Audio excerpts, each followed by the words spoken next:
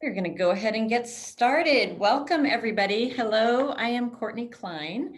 I head our finance team here at PK and also serve as the executive sponsor for our corporate DEI initiatives. I'm really excited to welcome you all to our second women's speaker event. And so welcome back to everybody who is able to join our first event with Jane Park. Joining us today are women mentors and mentees in our mentorship program. From all of our international locations, so US, Mexico, India, and Argentina, as well as other PKers and some special guests as well who are excited to hear from our esteemed panel. So welcome everybody who's able to join us today. As part of our overall diversity, equity, and inclusion efforts, we launched our Women's Mentor Program last year. And now we have over 100 mentees and 40 mentors as part of the program, and it's growing every day. So we're really excited about it. It's had a ton of impact. This speaker series was born as part of it, and as we wanted to bring in outside perspectives into our learning to enrich our mentor program. So we've had a lot of fun talking with women who want to be a part of our speaker series, and maybe some of you might want to be part of it sometime. So keep that in your thoughts as well. We want this to be very interactive, so please use the Q&A button at the bottom of the screen to ask questions as we go through our program, and we'll weave them into the discussion as we go. So let's get started.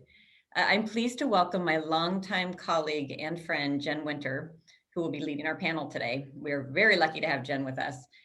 Jen Winter is PK's technology partnerships and vertical lead. Her passion is helping clients leverage their most important asset, their customers. Throughout her career, she has focused on the design and construction of connected marketing and sales channel programs. Her penchant for technology continues to drive her focus on technology integration and adoption to increase program performance and speed to market. Perhaps most importantly, she is mother to 4 incredible daughters, 3 of whom are triplets. So it is my pleasure to introduce Jen Winter to you. And Jen, I will turn it over to you to introduce our guest today. Courtney, thank you so much. And hello, everybody. Super excited to get a chance to spend this next hour with everybody and introduce you to some amazing women. I think one of the best parts about my job is all the amazing people I get to meet, and you will not be disappointed today, especially with the conversation. I think it's going to be great. So let me get started and introduce you to our 2 guest panelists. Stephani Bezzata from Union Pacific Railroad, give a quick wave, and I'll have these guys go into a little bit of deeper intro. And Jay McGowen from Parker Hannifin. That's a hard thing to say. Hi. Awesome. Great. So, we had a really nice chance just to chat informally before the panel and talk about, some different things in your career journeys. And I thought some of that conversation was really, really interesting. And it would be great if you would each share, your journey and specifically talk about or kind of reflect on moments in that journey where you took some risks and what those were. I'll probably ask you some questions, but I think one of the things that we've talked about internally and we talked about together just in getting to know each other was around, those important moments where risk-taking kind of played a role in your journey. Sometimes they go well and sometimes they don't. So I think that would be a great way to get the conversation started. So Jay, let's start with you and then we'll flip over to Stephani. Oh, me? Okay. Yeah. Hi, everybody. Thank you so much for having me. I'm Jay McGowen at Parker Hannifin. I'm the global lead generation manager here, working in marketing and business development. I've been here at Parker Hannifin for 10 years, of which 5 of that was actually in the UK. Prior to joining Parker, I lived and worked in the UK for 15 years. Spent about over a third of my life outside of the United States. I relocated back to the United States 5 years ago with my family. But I have worked in various industries in the UK, Canada, and the US, including, small, medium-sized businesses in automotive, IT, organic food, radio and other sort of manufacturing industries. So I think where my risks have been taken is really stepping outside of a cultural comfort zone and traveling and, working in so many different industries.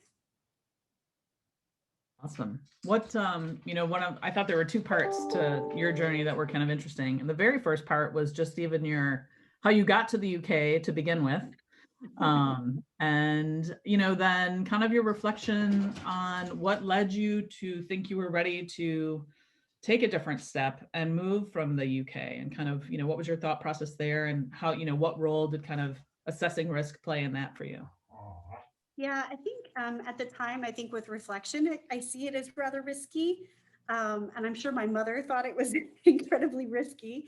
At the time when I moved to the UK, I was 20 years old. I was young. I thought I was immortal, as we all do at that age. And I didn't want to settle down. I didn't want to just go to college and get a job and live in the same county that I grew up in, which a lot of my peers, that I went to school with did. And I wanted to travel. I wanted to see the world. And so, I put what I could in a suitcase, and I had a colleague who knew somebody who had a room to rent, and I just flew to the UK and rocked up, with my suitcase and my $25, and, went from there, just, eventually going to school and getting jobs and things like that. And so with hindsight, incredibly risky. At the time, it was just exciting, taking a path that was not charted.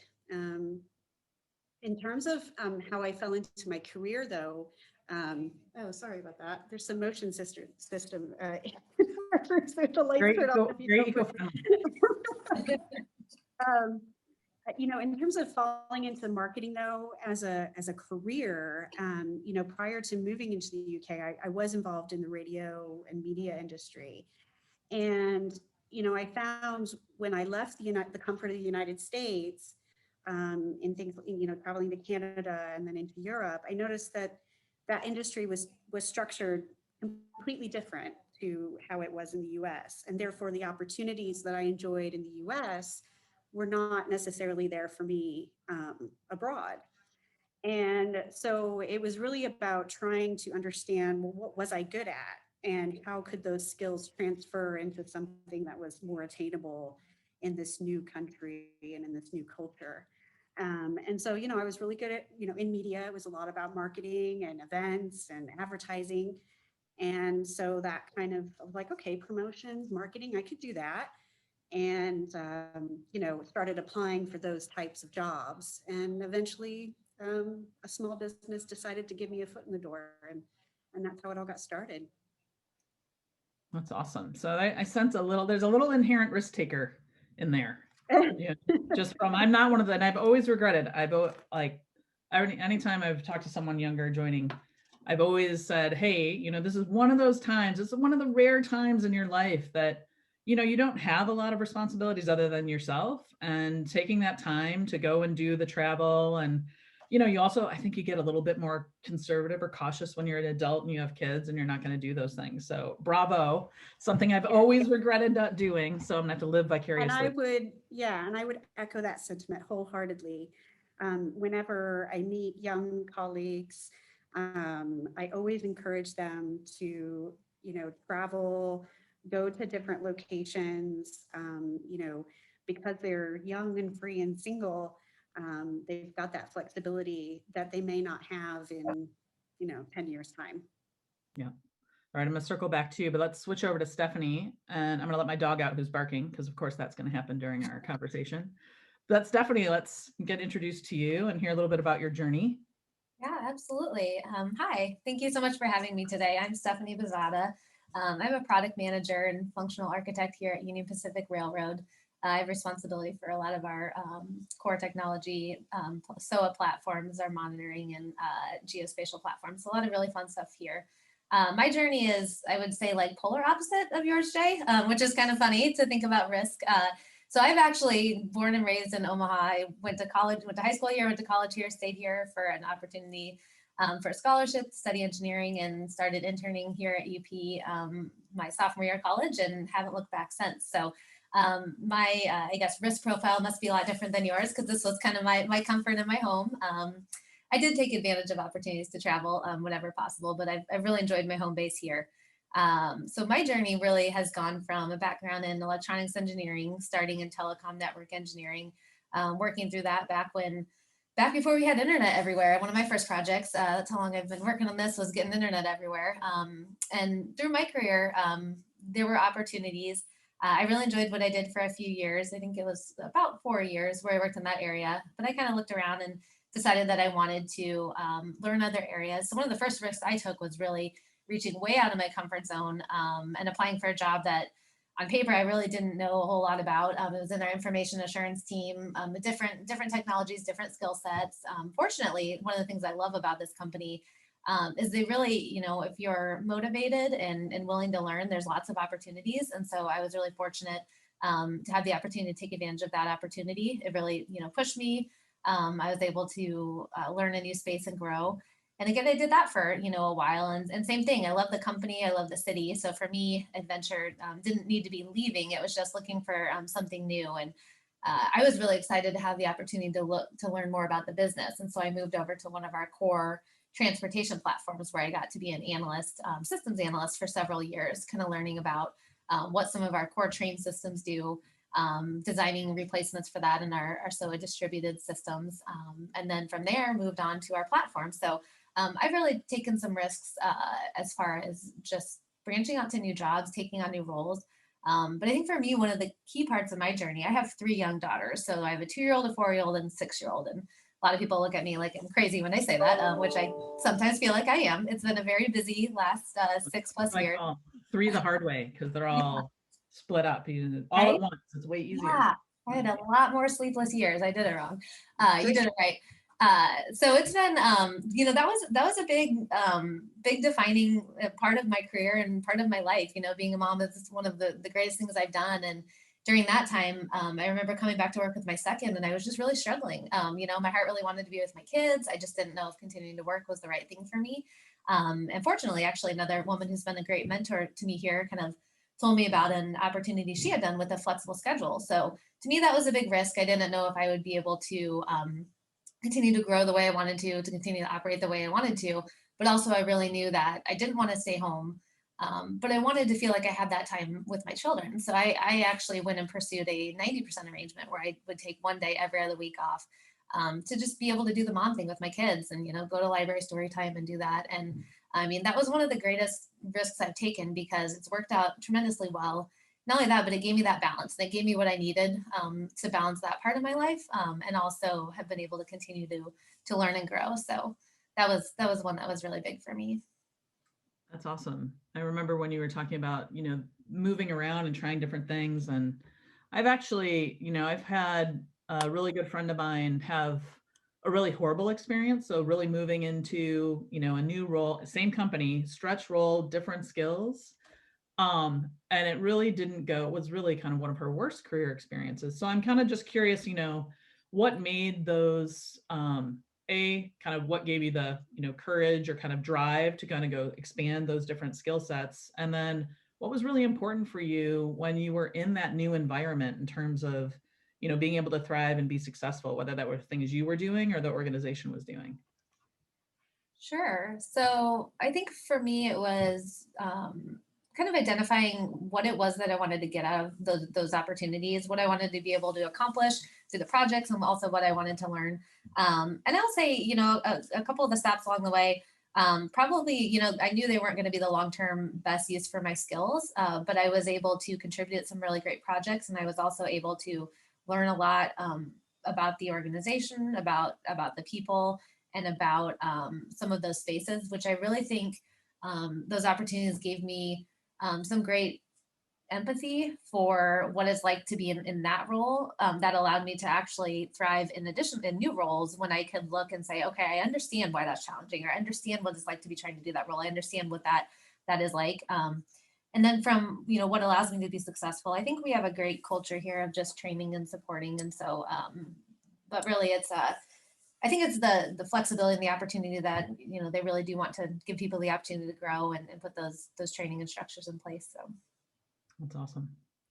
All right, Jay, I'm going to switch back to you because the other thing I remember from our earlier conversations was, just you kind of getting to that point, you know, knowing you wanted to get back to the States, and kind of, you know, what your thought process was and kind of, you know, how big of a risk that felt like to you to kind of, I know for me, you know, when you're considering doing something big, you kind of have this, you know, is the devil I know better than the devil I don't, which is when you're comfortable and you're feeling successful, but yet you're still feeling like you're a little bit stuck. So I would love if you would share kind of, you know, what your thought process was and, you know, what you kind of weighed before making that decision.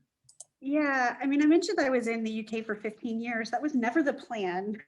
I don't know if I had a plan, but I, you know, I thought maybe I would be there for 6 months or a year, and I'd go back. I would, you know, but you know, the years turned into 15 years, and I had a life there. You're right. You know, I now had a husband. You know, I had a daughter.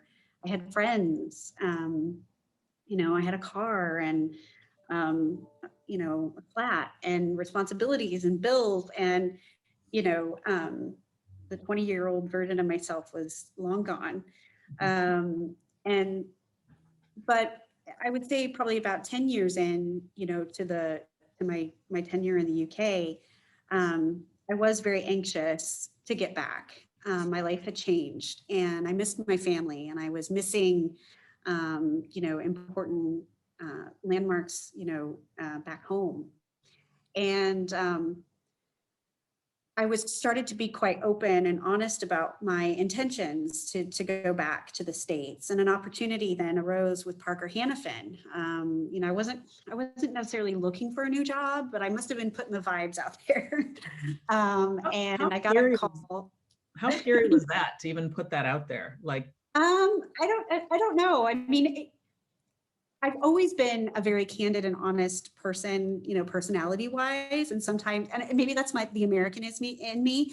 I think, you know, certainly Europeans struggle with that sort of shoot from the hip personality. But so maybe there's something in our American culture, you know, just brutal honesty and loudness. But yeah, you know, Parker, you know, a recruiter came, you know, phoned me up about Parker Hannifin, and I knew Parker Hannifin from living in Ohio, and I grew up, you know, in that. And so we have a lot of locations, you know, here in the state.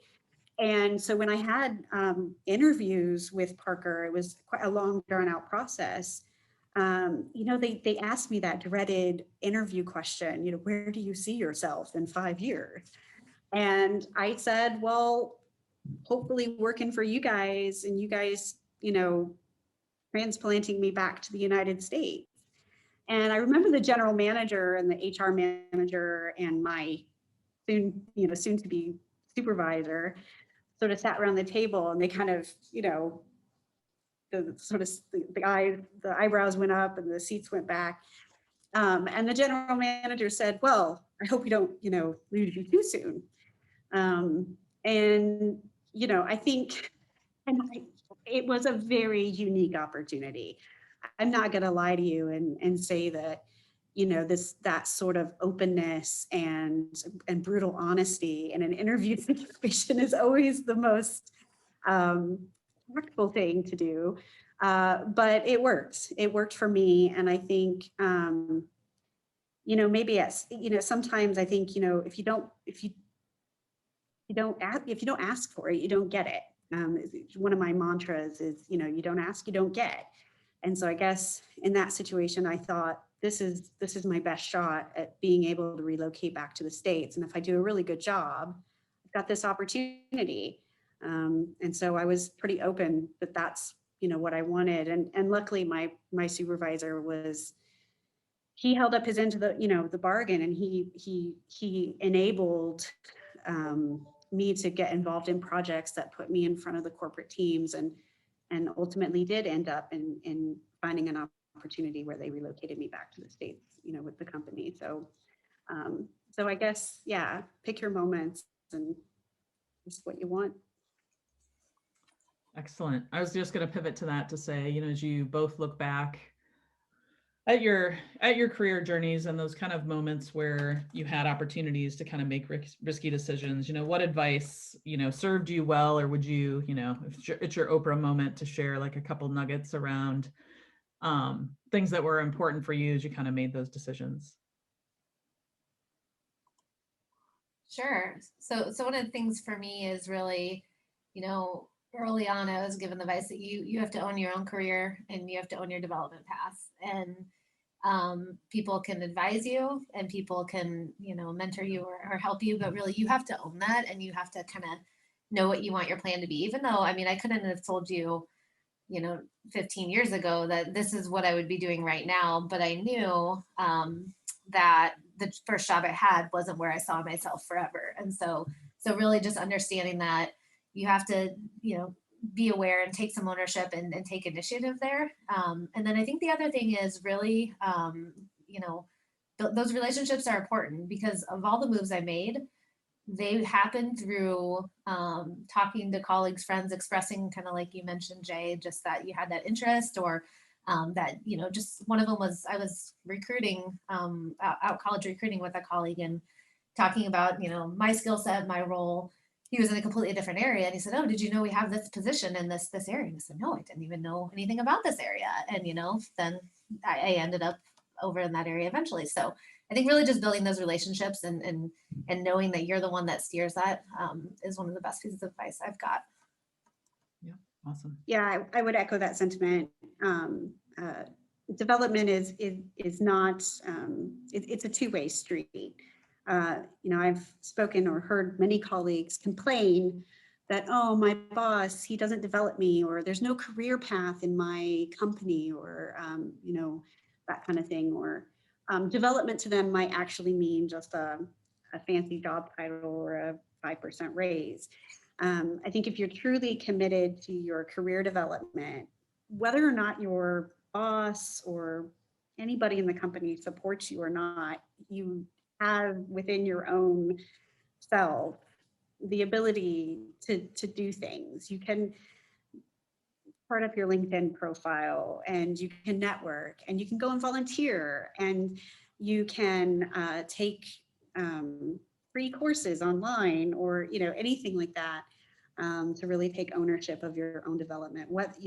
Don't wait for your boss or managers within your HR department to outline your career path. Yeah, I think that's so true because I always, one of the things I always tell people too, and myself is, no matter what the project or the effort, there's always something new you can learn or do kind of even in your everyday that kind of fills, like if you have a void, kind of fills that up and kind of moves you forward in some way. So I think that's a really, really important point. Well, let me share, I was just in getting ready for our conversation today, I stumbled across this article from KPMG published it, I think last year, where their finding was a majority of women agree that people that take more career risks progress more quickly than others, but only 43% of those same women that vastly agreed with that were willing to take on risks that were associated with career advancement. And so then they talked a lot about things that I think we're all really familiar with, kind of confidence and kind of that imposter syndrome that we sometimes have. Maybe a belief that hard work gets recognized and you get pulled up was another one of the things they talked about.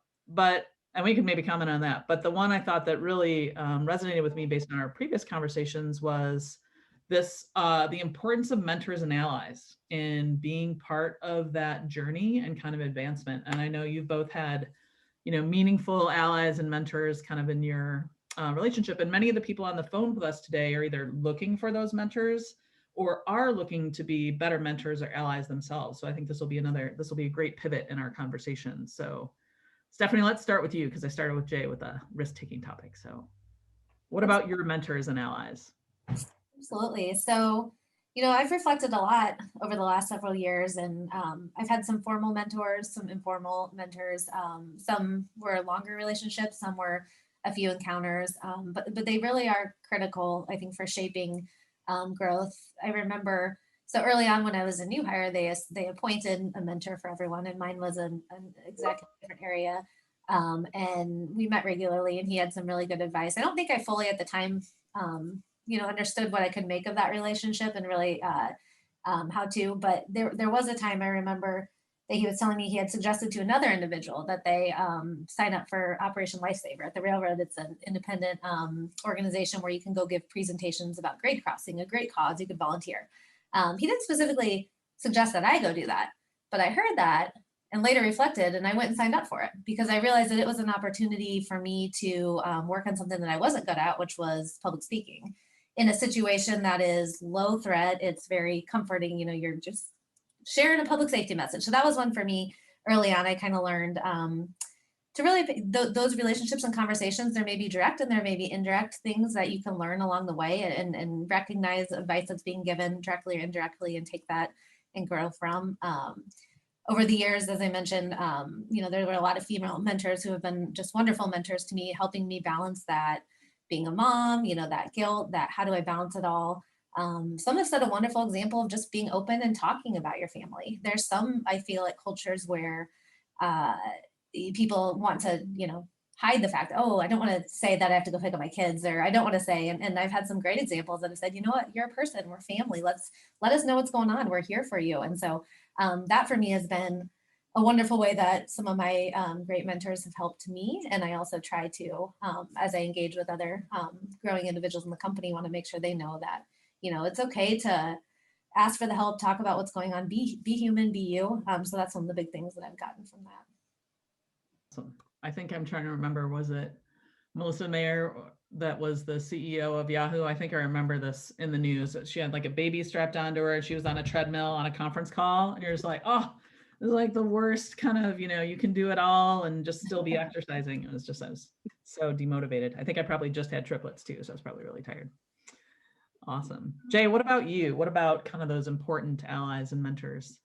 Yeah, conversely, I've had a lot of male mentors, and a lot of them are, you know, were naturally were my boss, my manager.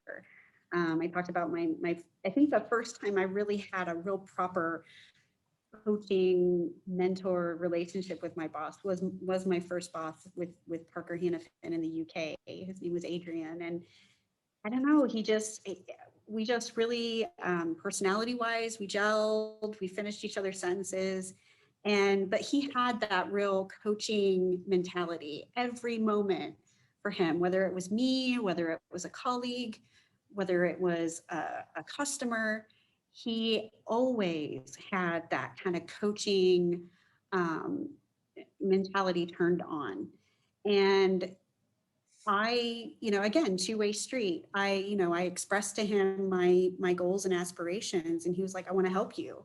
And so, you know, he did spend time. He took sometimes extra time, you know, and kind of walked me through it. Sometimes I wasn't open to it. Sometimes I'd go into his office, you know, for a decision, and he'd start this kind of like, well, not quite this way, but kind of like, what do you think? Or what have you already tried? And I was like, I'm not open to coaching right now. Just tell me what to do, you know? But he was really great, and a really big inspiration, and had a big effect on me. And I still keep in touch with him after he's retired. And then, like I said, I've been really lucky. My next manager, you know, was really great. Constantly wanted to push me, raise the bar. Sometimes that was frustrating, but, you know, he just kind of kept doing that. And even, had the opportunity to have, you know, really good collegial relationships with, you know, like vice president levels here at Parker, where, you know, they put on their trousers just like I do. You know, I mean, they're not, I think initially some people are like, oh, you know, high level executive, you can't talk to them. But, you know, they too are, you know, have been really open, and I've, you know, been able to approach them and get advice and things like that. But yeah, I think whether you're a mentor or a mentee, it's the coaching aspect that really came across for me, is, you know, not just telling somebody how to do something or what to do, but like Stephani said, you know, just sometimes those clandestine conversations or you know, just suggestions or recommendations, but, you know, just that kind of coaching mentality is what's really stuck with me. Mm-hmm. Yeah, I'll definitely echo. There's later in my career, I've had, one of my great mentors. It's the coaching is so important, and knowing that there's someone that's always, if you express, what it is that you'd like to do or what it is that you like to try, someone that's going to push you to actually take those risks and try, I think is been very impactful. I would agree with that. One of the things that one of my mentors has said is, I think I was expressing stress or something. He's like, you're not supposed to feel comfortable every day. If you're feeling comfortable every day, you're not growing. You need to be pushing yourself. You need to be taking those risks. Like this is good. You should feel like that. So I think that's an important aspect. That's awesome. What, if people aren't, I'm sure we have people who are looking kind of for somebody that they feel like can be a good mentor to them. Sometimes it's lucky when you encounter them kind of naturally in, your work environment or your life. But what advice would you have for someone who hasn't necessarily kind of made a connection or found somebody that's giving them some of those important aspects? And, either you've tried it yourself or you've seen other people be successful at kind of using different routes to get to effective mentors or coaches. I think for me and what I've seen successfully with other colleagues and peers is a bit like when you're trying to find like a tradesman or a plumber, you ask for recommendations. And so obviously getting involved in an organization like, like this is a great opportunity for you to get exposed to people maybe that you don't see day to day, but yeah, asking around. And again, just, asking colleagues that you feel comfortable with, that you get on with, and just saying, hey, do you know anybody, or this is what I'm trying to do. Do you know somebody that's kind of been really good at that? I'm trying to get into operations, or I'm trying to get into, project management. Do you know somebody that's really good at that? Just like you would, asking for a plumber or an electrician, ask for recommendations. Absolutely. And again, taking the initiative is big. So one of the things that, I've found is very effective is just inviting people to lunch. I mean, if there's someone that I admire, or it looks like they really got their stuff together and I want to understand how, or I just want to learn from them, just ask them to go to lunch. There's a lot of great relationships I've built by just staying in touch with people that I've worked with in the past or that I'd like to work with, taking that time to connect with them. Some of those form into relationships. Some we probably learn from each other in the short term and then kind of moved on. But I think for me, it's not always thinking about, early on, I thought of mentoring as I have to find this person. It has to be formal. I have to ask them to mentor me. That's awkward. And really it can look a lot more like, hey, I wanted to pick your brain about this topic. And then when you end, it's like, that was great. Let's connect again, in another month or another quarter. And then you come with those topics that you want to pick their brain about. So really kind of being open to seeking them out and just connecting with those casual conversations that can grow over time. Awesome. Yeah, Hey, great shout. Nobody can turn down a free lunch or a free coffee. For sure, especially if it's not virtual, which is coming Yeah. soon. But even virtual ones are fine. Yep. Hey, we have a quick question from our audience, which is, how would you recommend mentees help drive the mentorship experience? Yeah, I have heard some horror stories. I don't know if this is quite what Kenna is alluding to, but I've heard some horror stories, especially in formal mentor arrangements, that the mentor is just not making themselves available, and that can be really unfortunate. And so I think, like Stephani said, and just like development, is a two-way street. I think if your mentor is not engaged, or you find yourself like in meetings or lunches and you're just kind of waffling on, talking about nothing, come to that meeting with talking points or questions that you're wanting answered to, drive what you need from that mentor. And like a lot of things in life, if you're not getting what you want out of it, get out, cut ties quick. And if it's not mutually beneficial, then don't carry on just because you feel like you have to. Good advice. Stephani, anything pop to top of mind for you? No, I think just reiterating that, kind of knowing what you want to, what you would like to get out of it and what you can contribute to. I think that's important.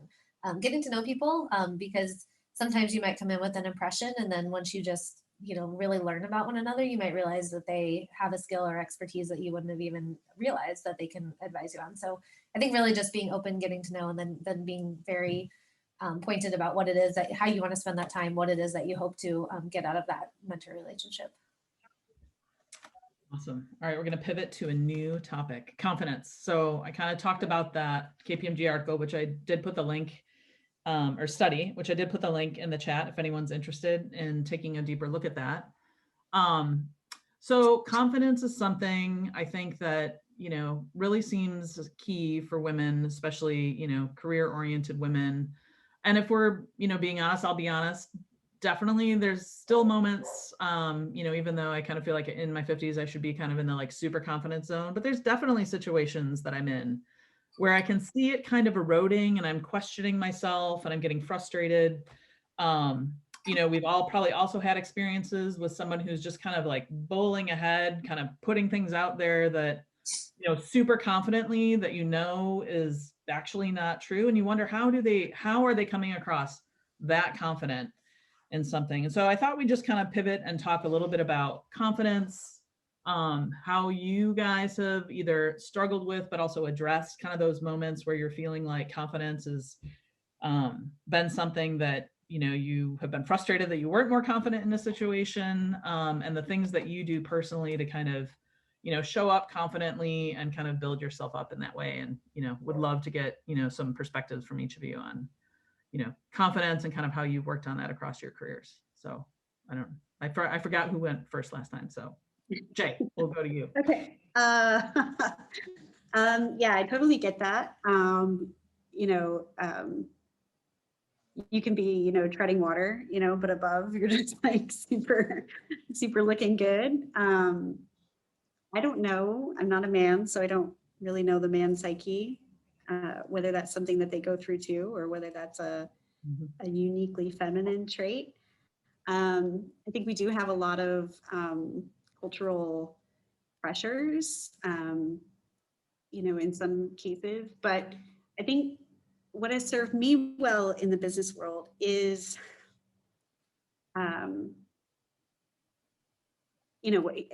I go back to my UK manager again, he would kind of like cheer me up before a presentation because I was nervous and I bombed sometimes, but he would kind of like cheer me up and he'd just be like, everybody in this room, they've come to hear you because you are the expert in this topic. There's nobody else in this room that knows what you know, and they've come to learn from you.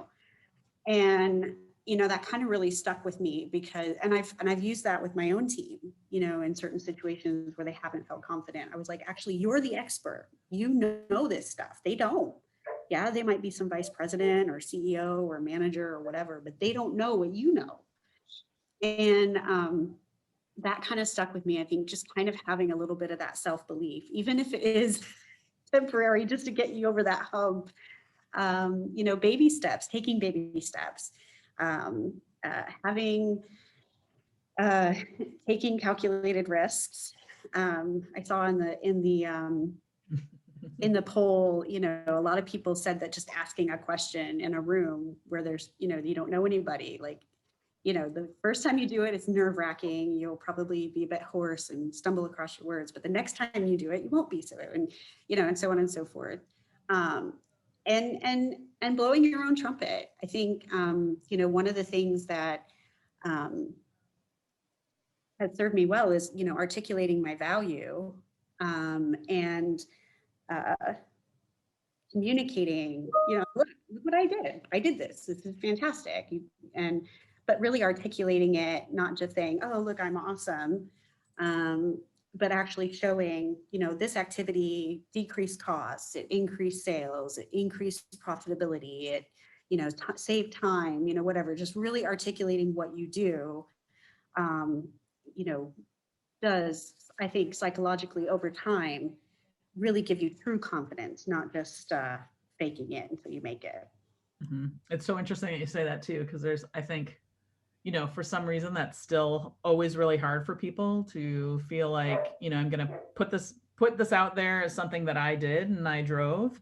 I don't know if that's maybe that's somewhat cultural or something, or maybe it's, again, being all females, kind of not sure if that's specifically female thing, but still kind of putting that out there. Yeah, I and also feel like, you've somebody got to recognize your somebody team just too. asked in the chat, how do I differentiate between blowing your trumpet and being humble? I think that's the key bit, is Yeah. articulating in your business's terms how you are being successful. And maybe not, and it's not maybe about you so much, but look what I was able to help the company achieve, turning it around so that it's benefit to the company that you work for. And articulating it in empirical facts, not just going, I'm super awesome, look at me, but going, this campaign or this project or whatever, this saved us time, increased our sales, whatever the case may be, whatever are the business metrics that are relevant to your organization. I always like to balance it out too, where it's like you've got a perspective on, here's what we've done, here's what I've done that's been, amazing, and here's the things that I know, right, that are in front of us that I need to work on.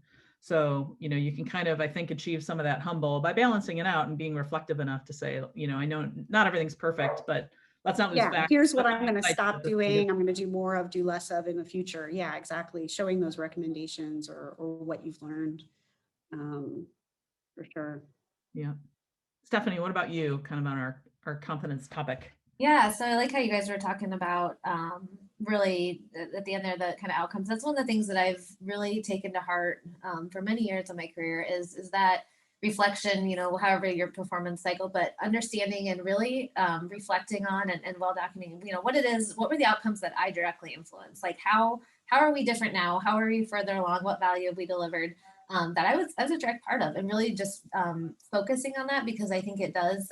Sometimes you can, go through time and maybe things don't go quite how you wanted, or that thing didn't turn out. And then you have that doubt of, gosh, maybe we're approaching it wrong. But when you can really always keep sight of where were we, what are the outcomes, and how have I personally helped drive those outcomes, that's huge. That's been hugely beneficial for me. The second point there is really, again, about just pushing myself to do things that I really don't want to do. Right. I mean, I like how you said, the first time you speak up, you're going to feel a little hoarse. The next time it's not going to be so scary. I mean, those are the kinds of things that I've just had to push myself to do over the years. And each time I wonder how I got myself into it. And then I you grow from them. So those I think are important ones to continue there. And the other piece for me that really, as far as confidence, one of the most rewarding things for me is seeing how I can help other people grow.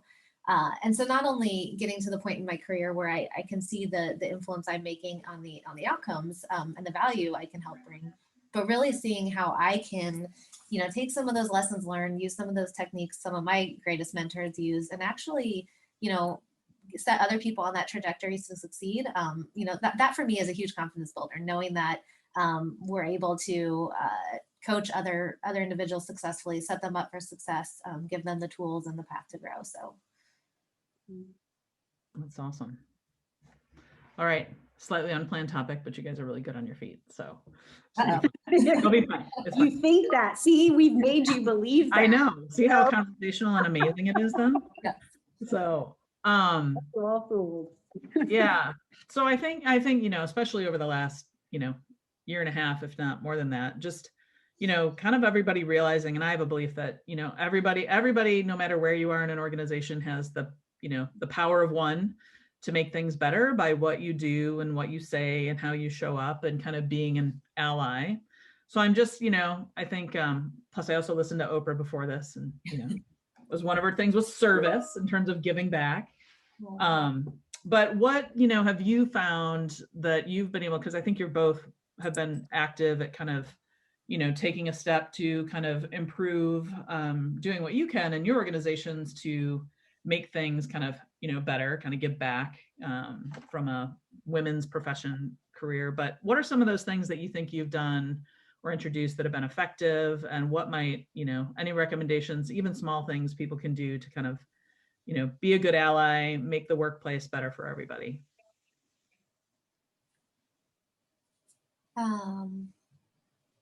So I guess kind of along the lines of the theme I was just talking about, really for me is leading by example, really that collaboration, that making sure that we're leveraging people for their right skill sets, that I can defer to people when I know they have a strength that I don't, and that we can bring along the right folks. I really like to approach problem solving and just our strategy for what we're going to do from that angle of how are we going to get there the quickest and what's the best thing for the company. And so really being able to, in the way I interact with others, I hope that we can kind of share that mindset.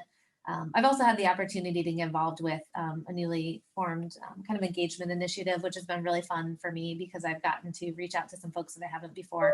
And so I'm really hopeful that too will be able to leave some lasting change there. Awesome. Great. Jay, what about you? Yeah, this is the one that's a bit of a doozy. I think the only thing that I can draw on like most recently is, I did inherit a team of women at differing stages of their career, from sunset to fresh start. And they had been really poorly managed for years. And I could just tell that they were gun shy and dubious and demotivated, demoralized, felt stuck, felt stymied. And so, I really, kind of went gung ho into let's make your life amazing, and I thought that would be like totally cool. They'd be totally with that. And actually they just did quite the opposite. They just held on fast to the old way. And so then, I kind of was like, okay, this isn't working. And again, I was just open and honest with them. I just set up a call and I just said, you know what, this is what I was trying to do. And obviously it's just not working. So I'm going to try something different. And I just wanted to say, hey, I'm sorry.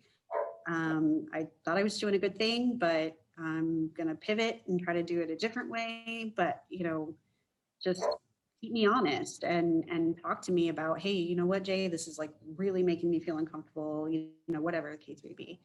And ever since I did that, they have been a lot more on board. And, just being really open with them about what's going on with the business. Stephanie mentioned about, aligning the business objectives and things like that. There was just simple things like nobody ever really told them like what was important or what our strategic objectives were and how did they fit into that. And so just kind of just showing, giving more information and being more open and honest with them, has really helped. And, relationships with vendors like yourself is, how we started this whole relationship, getting them exposed to new tools and things like that, which really uncomfortable for them, but they did it. And then now they know it. And now it's like, okay. And then they save some time. And so they're like, okay, yeah, I could do that. All right. I'll try this now, And so, 6 months of me banging my head against the wall. And then the last 6 months have been really making progress and really being able to show like that they're achieving things, they're learning new skills, they're building their own confidence. They're having meetings with vice presidents, which they never, thought they'd ever have an opportunity to do, So, yeah, I think I would agree with Stephanie, just that being available to others and actually lifting them up has been trying, but very rewarding. Awesome. Yeah, I think that, the kind of solution orientation and just kind of, I don't know, you both kind of mentioned things that sound a lot like service leadership to me, which is, viewing your role as kind of, lifting everybody up and making them successful and kind of listening and kind of being open to where people are. Super important. So thank you both for sharing that. All right, so we're at the super exciting time that we get to move to our lightning round, where we get to know you a little bit better. But I want to encourage anybody before we lose time with Stephani and J, who've been really fabulous and awesome at sharing kind of their perspectives, to throw any other questions in the chat before we sign off for today. And I'm going to twist over to my lightning round questions, where we'll get to know our panelists a little bit better. which they have not been exposed to these questions, so they're really on their feet, but they're not scary. All right. 3 people, dead or alive, you would go out to dinner with. Stephani, let's start with you. Warren Buffett. Gosh, I'm not good on my feet apparently on these kinds of things. I would probably. I started with the hard one. I'm gonna say. Steve Jobs and probably Bill Gates. Ooh, very tech focused. I like it. Philanthropic as well. Yeah. Jay. So I would say the Dalai Lama, John Lennon, and Barack Obama. Nice. But not Alice Cooper because you already know Alice. I've already met him. Yeah, done. Awesome. Dogs or cats? Dogs. Cats. Oh. All right. Your favorite pump up song?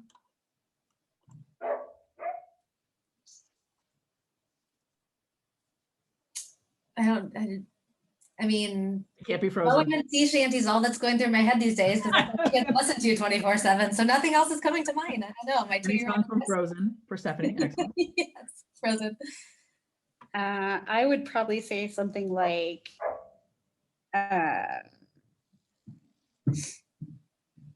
Rammstein's Du hast. I have to put the link to that YouTube in the chat there. All right. Well, a couple more because we have some questions. What is your superpower?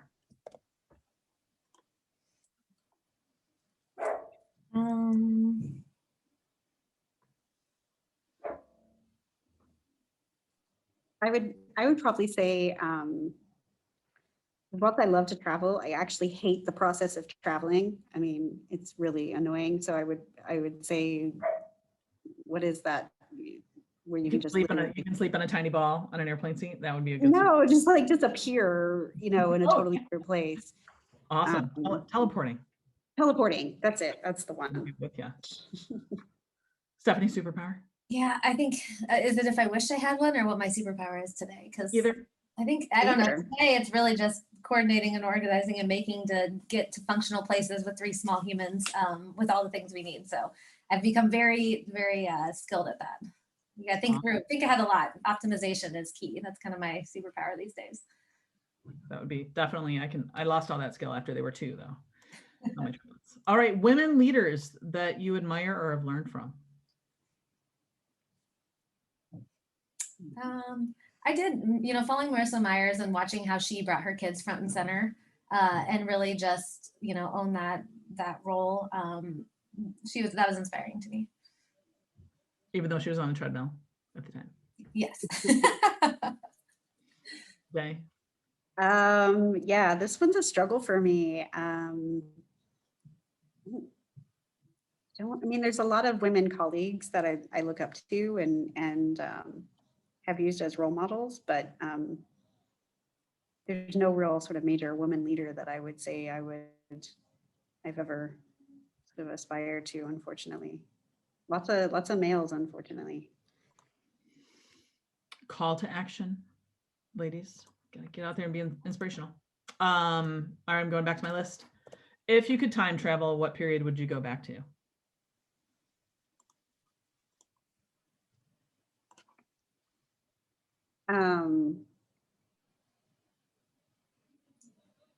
I was always very enamored by the colonial period growing up. But that's probably, if I thought about this longer, that's probably not the most interesting one that I would pick, but I loved reading about and imagining and just learning about that time period. Excellent. Sounds kind of hard. I would go back, weirdly, I'd go to the 80s. I loved high school. It would be very hard. That's why I said, I think if I thought about this more, that's probably not what I would choose, but I was always The music was good. Prince, it was like the 80s were solid. Yeah, I miss the 90s too. Or the 60s would probably be my thing, 60s, 70s. Awesome. All right, last one to end on, which is a really important one. Favorite de-stressing activity. So what is it that you do that kind of gets you back to center? I like to run. I go out for a run. That's my thing.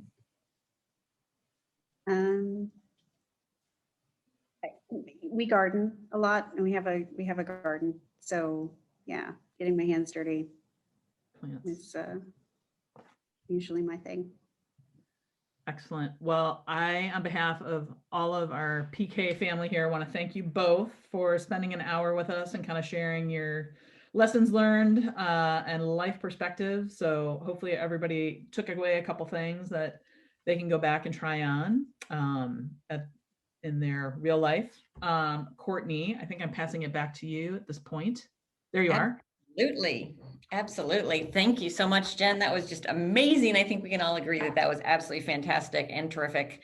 I definitely learned a lot, and I know that we learned a lot as well that we can take forth to our mentor program, which is a really exciting thing for us. So I do want to encourage those of you who are joining us from outside of PK, all of our special guests, to share any insights that you may have on our program. We'd love to hear from you. Perhaps you'd even like to join a future panel. We'd love to hear from you about that as well. So please, if you have any comments or questions or just want to reach out, you can always email us at DEI at pkglobal.com. I wanted to thank everybody, all of you, for attending, Jen for the amazing host activities, and also especially Stephani and J for all of your insights about business and life and mentorship. I learned quite a bit. I'm not sure which one of you said dogs and which one of you said cats, but it's all good. And Stephani, I'll have to come your way and go for a run sometime too, because that's definitely a good de-stressor activity. So we do plan to have our next event in July, so please stay tuned for that. We hope you will all join us again, and it is bound to be another fun, frolicky time. So thanks everybody for joining us today, and have a great rest of the week. Everybody.